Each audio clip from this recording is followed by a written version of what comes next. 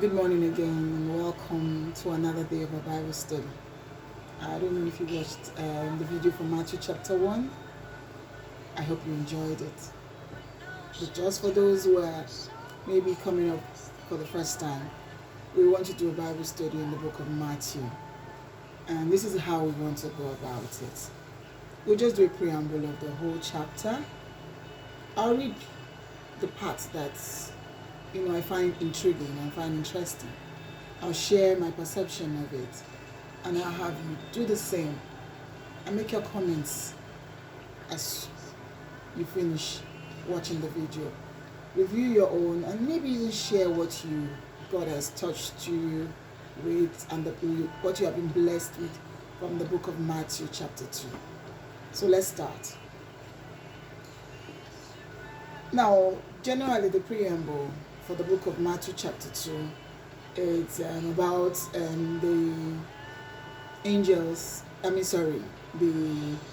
wise men that came to visit Jesus when he was born. It just talks about the things that happened at about the time he was born. That's basically it. And there are many characters, like we said. In studying the Bible, one of the things and one of the pathways you may want to follow is to look at characters. So we have quite a lot of characters, very interesting ones. I did yesterday, I'm really going to emphasize the one that really hit me and blessed me. Okay? So now when Jesus was born in Bethlehem of Judah in the days of Herod the king, behold, there came wise men from the east to Jerusalem, saying, where is he that is born King of the Jews? For we have seen his star in the east, and have come to worship him. When Herod the king had heard these things, he was troubled, and the entire Jerusalem with him. And when he had gathered all the chief priests and scribes of the people together, he demanded of them where Jesus would be born. And they said to him, in Bethlehem of Judah, for thus it is written by the prophet, and thou, Bethlehem, in the land of Judah, art thou not the least among the princes of Judah? For out of thee shall come a governor that shall rule my people Israel. Then Herod, when he had inquired privately, called the wise men, inquired of them diligently what time the star appeared. And he sent them to Bethlehem, and said, go and search diligently for the young child. When ye have found him, bring me word that I may come and worship him also. When they had heard the king, they departed, and lo, the star which they saw in the east went before them till it came and stood over where the young child was. When they saw the star, they rejoiced with exceeding great joy. And when they were come into the house, they saw the young child with Mary his mother, and fell down and worshipped him. And when they had opened their treasures, they presented unto him gold, frankincense, and myrrh. Now, of course, from what I have read, there are lots of characters here. We have wise men that came. We have, of course, the mother of Jesus. We have the baby Jesus. And for me, my keen interest here, I don't know what yours would be, and I'm telling you, go ahead. Whatever character you want to explore, you definitely be blessed, and you'll be a blessing to us.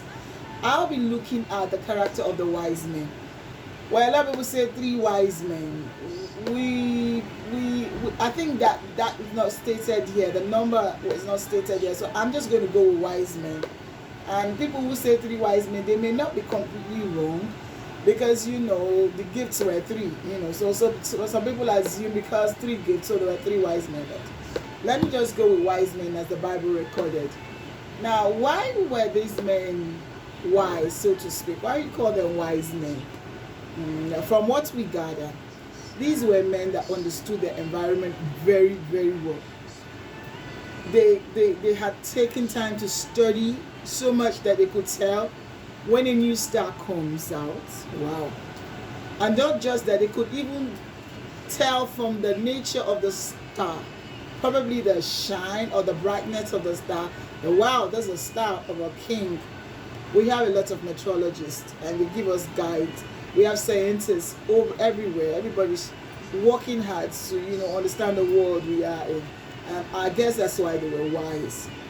And being led by this star, they were searching for the star. It came all the way from the east. And they were guided by this star and arrived, and the star led them to Bethlehem. And that's cool. The wisdom that they had started with, the wisdom that God gave them was working for them, And so being guided by the star, the wisdom of God led them to get to Bethlehem. Now, I don't know why they would now wonder, or why would they seek the help of a man. Now, that's my derivative now. Why am I saying this? I'm wondering why they did not continue with the star. Was there a time the star disappeared? The Bible did not tell us. Or was it that they assumed that, wow, this star is so bright, it's befitting a king. Where else do we go to search for this king, but in a kingdom? So they go to the kingdom of King Herod. They go to the palace of King Herod. They went there just to inquire. The Bible didn't say the star led them to King Herod. And when they went there, they now inquired from Herod, where is he? Assuming that, they really assumed that Herod would know a king is born. Where else should I go but to a king himself? He would know. Well, where is he? We have come. We saw his star all the way from the east, and we have come to worship him. Where is the king that we saw his star? A new king. Lo and behold, at that time, they strayed from the normal path. That's my perspective. And that's what I see a lot of children of God, believers, do all the time. You start so well with God. You remember how you started, with prayers, with inspiration, with worship, praising God, God guiding you every step of the way. Suddenly, you've come to know the king. Suddenly, you come to know the big man, the boss. Suddenly, you come to be familiar with men and you want to depend on them. You lose focus of where you started and you start looking to men to give you that job, to give you that position, to place you in that. No, that is a wrong step. If I were to meet the the wise men from the east today, I would ask them, what happened to that star that you started with? The star that guided you from the east, what happened? Did it fade? And lo and behold, they gave an information away to Herod. An information that, if not for the intervention of God, because nothing could stop God's deliverance to mankind, Herod would have done a terrible mishap. He wanted to truncate the destiny of the world.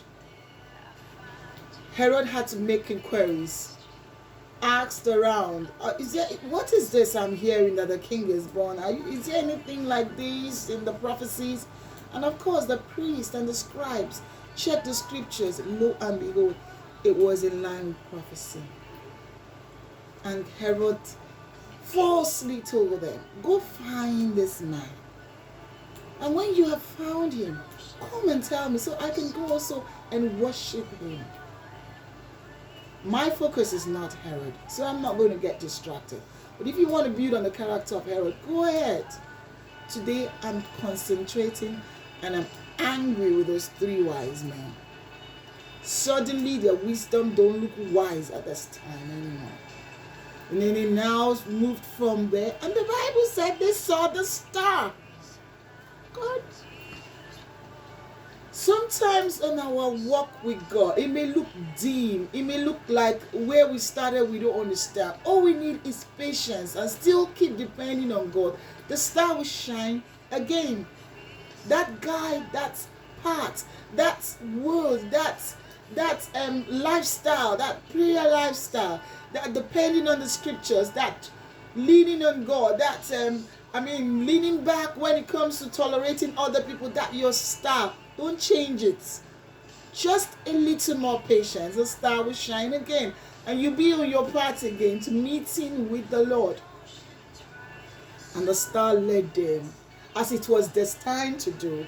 As it started from the very beginning, the star led them step by step and came and stopped at exactly where Jesus was born. And they went in, and behold, they saw the Lord. They were happy, and they presented their gift. But thank God for the intervention of God. What happened? While they were sleeping at night, I'm sure the wise men were thinking of going back. Of course, because before God was going to come in that way and intervene, I'm sure they were thinking of going back to Herod and like shouting, "We have seen him, come and see." And you can imagine what the terrible plan of the devil was. But the Lord stood.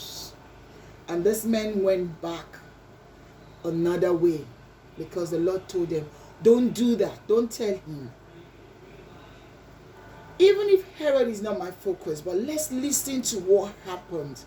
Why I'm telling you that just a wrong step, when you're already on the right path, just that weakness of impatience, of trying to think a man can take over from the Spirit of God that has started with you, trying to think you can lean on your own strength, that little mistake can cause a big havoc. We didn't lose the Lord Jesus because we couldn't have lost him. The power of the enemy could not stop the Lord, but we lost so much. Let's look together and see what we lost because of the carelessness of these three wise men. Oh, sorry, the wise men from the east. I get to you so many times I just interchange it. Please forgive me. And the Bible recorded in the 2:13. And they were departed. Behold, the angel of the Lord appeared unto Joseph in a dream and said, Arise and take the young child and his mother and flee from Egypt, and be thou there until I bring the word. For Herod will seek the young child to destroy him. And when he rose, he took the young child and his mother by night and departed into Egypt, and there until the death of Herod.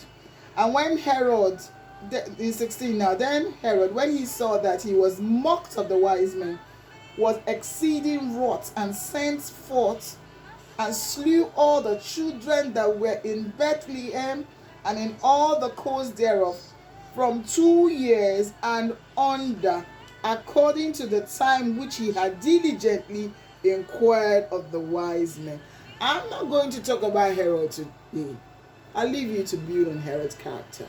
But look at the terrible mishap. The Bible didn't give the number. I can understand that it couldn't have given the number because it was enormous. All the children 2 years and below were timed and they were killed prematurely. Their destinies were terminated because some people who started with God at a point thought they could look up to the king. They suddenly knew there was a king. When you're walking with God, you need to keep your eyes on God. God does not like to share his glory with any man. You are a child of destiny. You are for blessings. Walk with God and let him guide you. Even when you have to ask a man for a thing or the other, look up to God for the man. Thank God for the intervention. The world today has been saved. But let's not make the mistakes in our ministries. Let's not make the mistakes in our lifestyles. Let's not make these mistakes. Let's always depend on the Lord. I hope you enjoyed our Bible study for today. We have another one tomorrow. Tomorrow we're looking at Matthew chapter 3. Please feel free to make your comments. I want you to also know that we have a YouTube channel on that right now. And you can log on Stella Art Theocracy on our YouTube channel.